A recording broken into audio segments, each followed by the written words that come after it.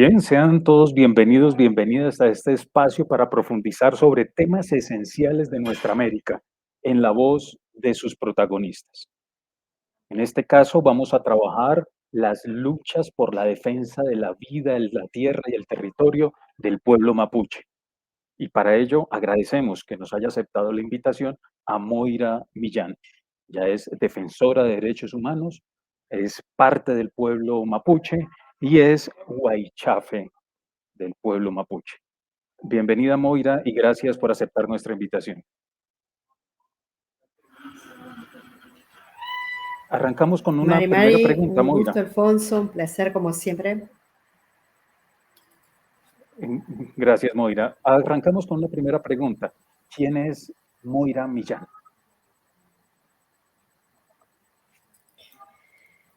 Bien, es una pregunta que bastante simple de responder para mí. Soy huaychafe.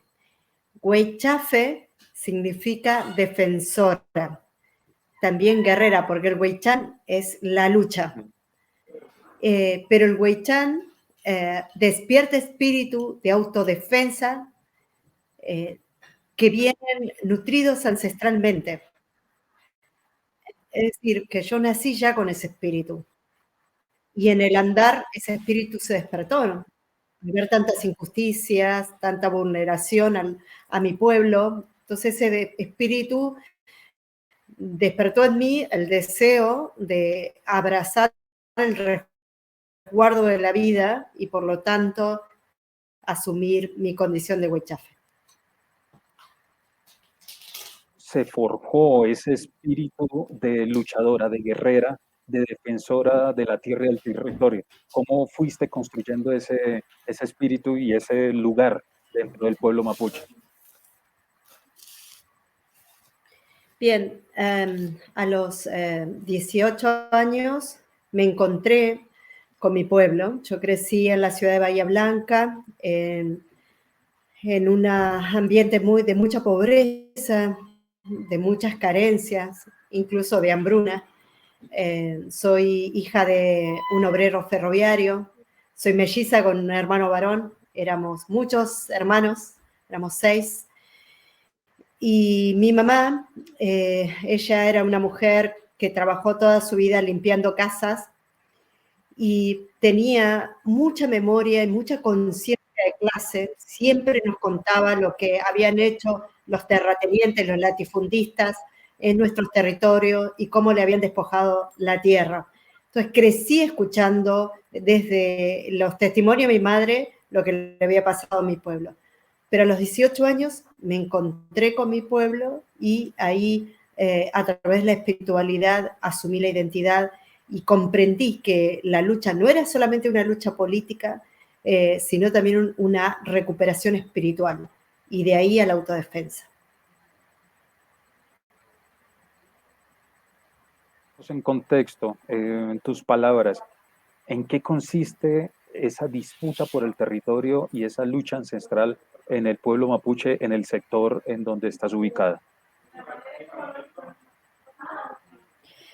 Bien, aquí Puelmapu, que es una parte de Gualmapu. Gualmapu es todo el territorio mapuche, Gulmapu es la parte bajo administración chilena, Puelmapu bajo la administración argentina. Puelmapu tiene un territorio vasto, un territorio que está en manos de las transnacionales, un territorio donde muchos capitales norteamericanos operan. Aquí en Puelmapu hay mucha riqueza petrolífera, gas. La Gualmapu, toda la Gualmapu conecta los dos océanos, va del Pacífico al Atlántico. Y en Puelmapu, además del petróleo, del gas, hay mucha riqueza en minerales. Esto ha provocado, por supuesto, la ambición de los tentáculos extractivistas de las grandes corporaciones que gobiernan el mundo, han llegado a Puelmapu y hoy estamos en una lucha muy tensa donde queremos reafirmar el derecho a la vida, no solamente de nuestros pueblos, sino de nuestros territorios. Somos realmente un tapón que impide el avance extractivista de estas grandes corporaciones. Y hay algo más que les preocupa a estos terricidas. Les preocupa la alianza estratégica entre la nación mapuche y los pueblos criollos en la defensa de la vida. Hay que recordar, Alfonso, que Argentina es plurinacional. Más allá de que el Estado no lo reconozca, los territorios son plurinacionales. Hay 36 naciones indígenas que hemos sido invadidas, que tenemos una fuerza de ocupación en nuestros territorios llamada Argentina. Lo que hay en este momento es una evolución en la conciencia del pueblo criollo que se trata de amalgamar y ensamblar en la lucha por la defensa de los territorios, y un Estado que todavía no termina de entender esa agenda que está instituyéndose desde las fuerzas organizadas de los pueblos.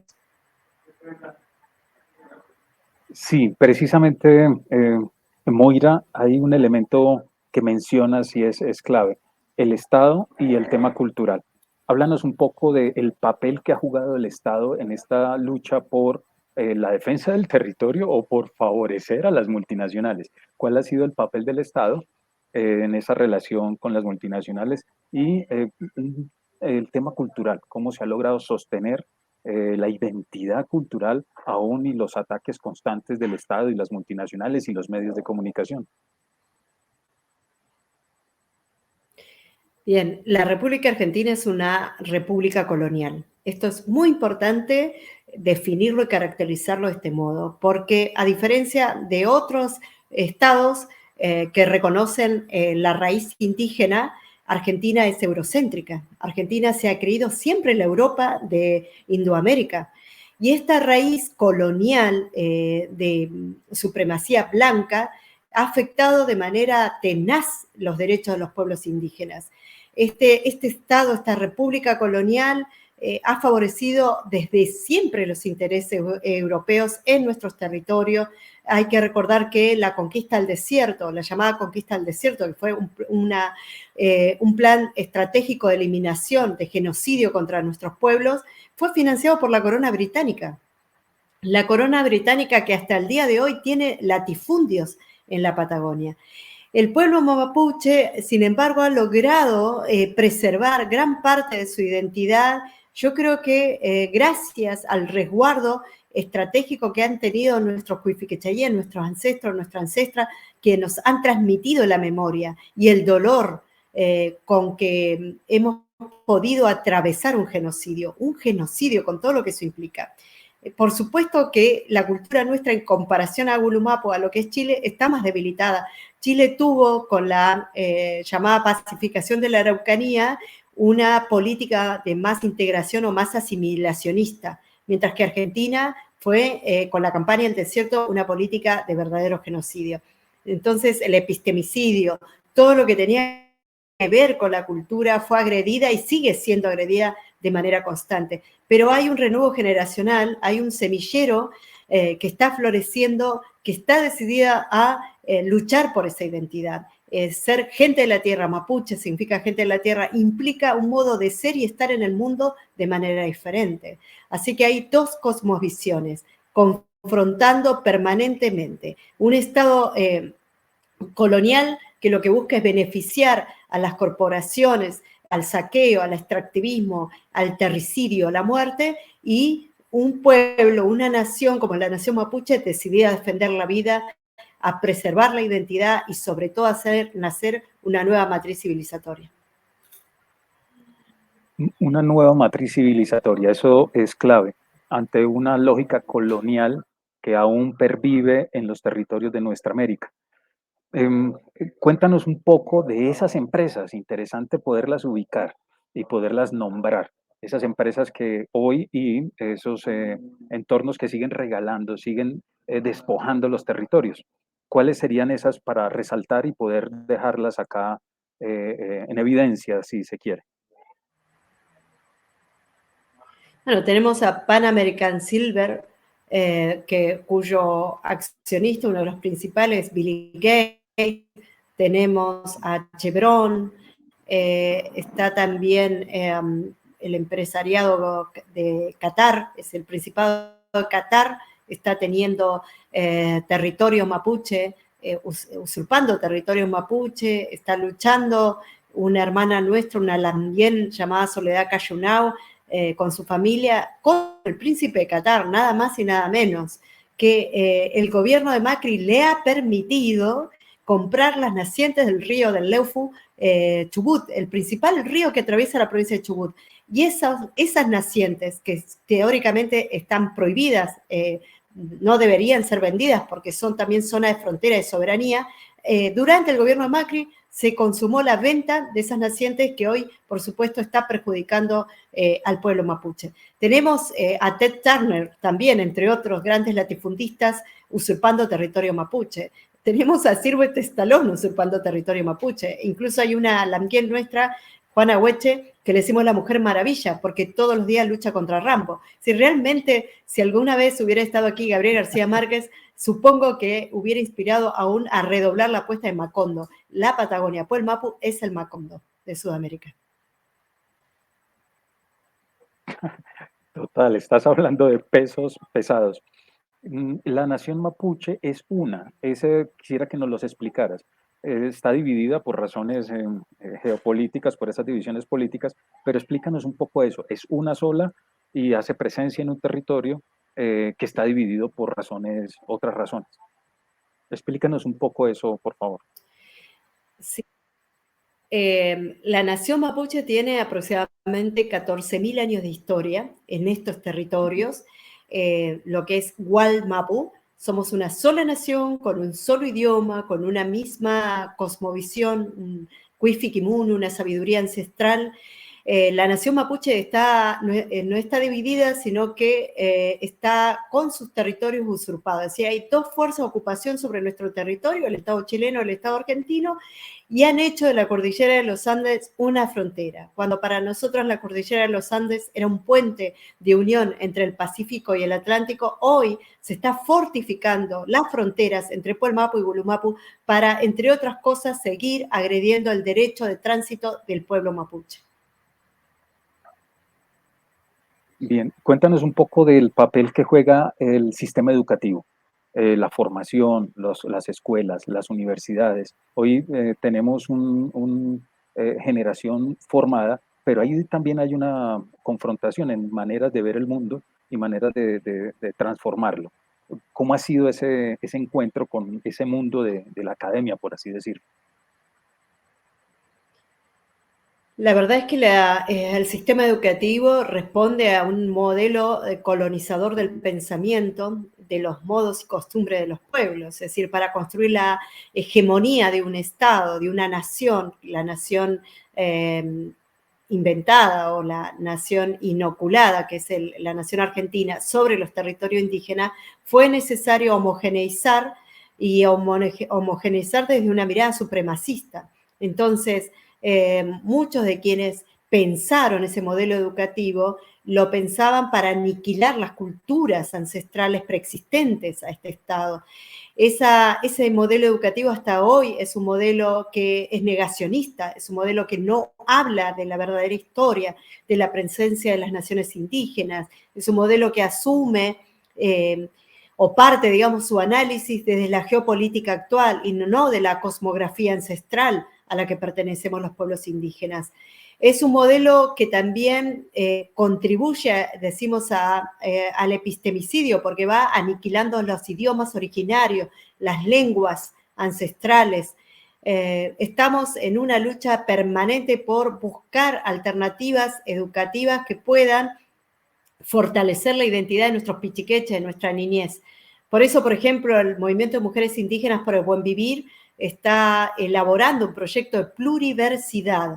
Decimos, una universidad es un solo universo. La pluriversidad son muchos universos dialogando entre sí, en una igualdad de condición de reciprocidad, de respeto, de amorosidad, de recuperación del pensamiento ancestral. Esta pluriversidad nos va a permitir recuperar saberes, Alfonso, que en Argentina están criminalizados. En la Argentina se criminaliza a las mujeres y a los hombres medicina. Si una mujer medicina asiste a un parto, se le puede aplicar una penalización por práctica ilegal de la medicina. Pero a su vez, el Estado no tiene dentro de la oferta educativa ningún tipo de certificación de partería ancestral indígena. cuando es un servicio que cada vez hay más personas, no solamente indígenas, sino incluso mujeres blancas, que buscan esa forma de traer hijos al mundo, porque los partos indígenas tienen una poesía y una belleza y una amorosidad que lamentablemente la oferta sanitaria de los hospitales no ofrecen. Entonces, la pluriversidad va a venir a responder a esa necesidad de empezar a dar también cobertura y legitimar esos saberes. La academia, desde su sitial supremacista, ha decidido qué son saberes o conocimientos válidos y cuáles son esoterismo, cuáles son culturas subalternas. Nosotras vamos a pelearle de igual a igual a la academia con nuestros saberes, prácticas que son necesarias e imprescindibles en estos tiempos. Nombraste algo importante. Quisiera que profundizáramos en el papel de la mujer en estas luchas por la defensa de la tierra, el territorio y la vida y la permanencia de la identidad cultural. El papel es determinante porque además nos están matando, nos están asesinando de múltiples formas.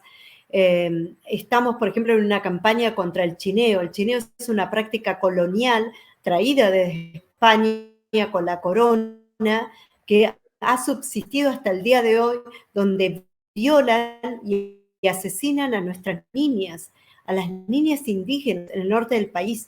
Entonces, no nos queda otra cosa a las hermanas de todos los pueblos despertar y salir a luchar, porque también nuestros hombres han sido atravesados por la colonización, porque también nuestros hombres lamentablemente se han vuelto absolutamente patriarcales. Entonces, nosotros decimos que nuestra lucha antipatriarcal es una lucha anticolonial, es una lucha que hace al mundo, es una lucha revolucionaria que nace desde la fuerza telúrica de nuestra tierra hacia el mundo, porque queremos cambiarlo todo, es imprescindible. Por eso ese despertar de todas las mujeres del mundo. La lucha antipatriarcal necesita que todas las mujeres nos comprometamos también con una lucha anticolonial por la preservación de la vida, por la preservación no solamente de los territorios, sino también de las diversidades. Las diversidades son parte de ese ecosistema perceptible necesario para seguir tejiendo un mundo realmente de articulación y de fuerzas que equilibren y que luchen contra este patriarcado. Muy bien. Supimos hace poco de las luchas que se dan en favor de la libertad de Wallace y de lo que ocurrió con Maldonado en las tierras de Benetton. Háblanos un poco de ese tema.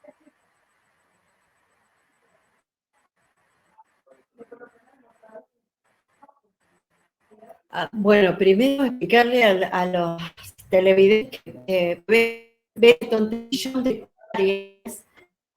tiene que haber una complicidad perversa por parte del Estado, porque realmente acá son enormes. La situación de represión que ha sufrido nuestro pueblo, entre otras cosas, la muerte del compañero Santiago Maldonado y la acción no solamente con Facundo Wallace, sino con muchos también, todavía hoy están encargados, tienen que estar constantemente declarando y siendo acosados judicialmente. Esto fue posible porque también hay una impunidad social, hay un pueblo que es sumamente racista y que está avalando estas conductas de los gobiernos. Todos los loncos, todas las machis, todos los pulamgués, los huichafes, que estamos por la represión en los territorios, sino también por la constante judicialización. Por ahí ha cobrado más vidriera pública, digo yo, la situación de Facundo Jones Wallace, porque en cierta medida necesitaban los grandes medios de comunicación hegemónicos de derecha reducir la lucha de un pueblo de 4 millones de personas, reducir esa lucha a un solo personaje. Y ese personaje tal vez tenía características que a ellos les servía, porque no hablan de todas las otras mujeres, de todos los loncos, de todas las machis, de todas las huichafes que están dando pelea en los territorios. Se menciona y se centra sobre una figura, y creo que también eso no es casual, eso es parte de toda una ingeniería comunicacional, social y política perversa que los medios de comunicación mercenarios de las transnacionales construyen.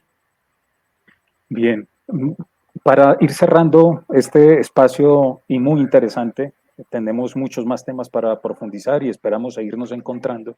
Un llamado a la solidaridad, a la acción solidaria. ¿Qué haría falta ahí para fortalecer no solo las luchas del pueblo mapuche, sino también las luchas por la defensa de la vida, la tierra y el territorio en toda nuestra América? Creo que debemos entender que la preservación y la garantía, la plenitud de la vida de todos los pueblos ancestrales preexistentes a los estados se tejen como una urdimbre firme en este telar de la vida con todos los ecosistemas y los territorios. Es decir, no se puede pensar el Amazonas si no se garantiza la vida de los pueblos amazónicos. Entonces no podemos seguir abstrayéndonos, creer que la lucha ambiental tiene una parcialidad, que solo son los ecosistemas tangibles. La lucha por la vida de los territorios implica la vida de los pueblos, implica la vida de los ecosistemas y también la vida de la espiritualidad de esos pueblos. Es decir, hay ecosistemas perceptibles. Creemos que la lucha contra el terricidio es una lucha que puede ser trabajada de manera plurinacional e internacional. Es decir, somos terrícolas, Alfonso, ante todas las cosas. Esa es nuestra principal y primordial identidad que nos unifica, ser terrícolas. Y nos debe doler la muerte y la desaparición y la eliminación de todas las formas de vida. Y estamos en condiciones de salir a pelear, estamos en condiciones de salir a luchar, porque nuestra principal aliada es la Mapu, es la tierra. Moira, agradecerte por todas estas enseñanzas, por esta información que nos brindas y nos seguiremos encontrando. Estas son luchas que tenemos, como lo dices, como terrícolas, como habitantes de la madre tierra. Muchas gracias, Moira, y agradecerte por aceptar la invitación y este tiempo que nos compartes. Romé Mañón, muchas gracias y Marichi Huevo, venceremos. Venceremos, así será. Bien, nos va quedando claro, el papel del Estado desafortunadamente ha sido en favor de las multinacionales, apalancando un constante despojo. Nos queda la tarea como pueblos de articularnos y articular las luchas desde abajo, desde los pueblos, las tradiciones, para salvaguardar la vida, la tierra y el territorio. Bien, nos seguiremos encontrando en este espacio para seguir profundizando sobre los temas esenciales de nuestra América en la voz de sus protagonistas. Síganos en nuestras redes.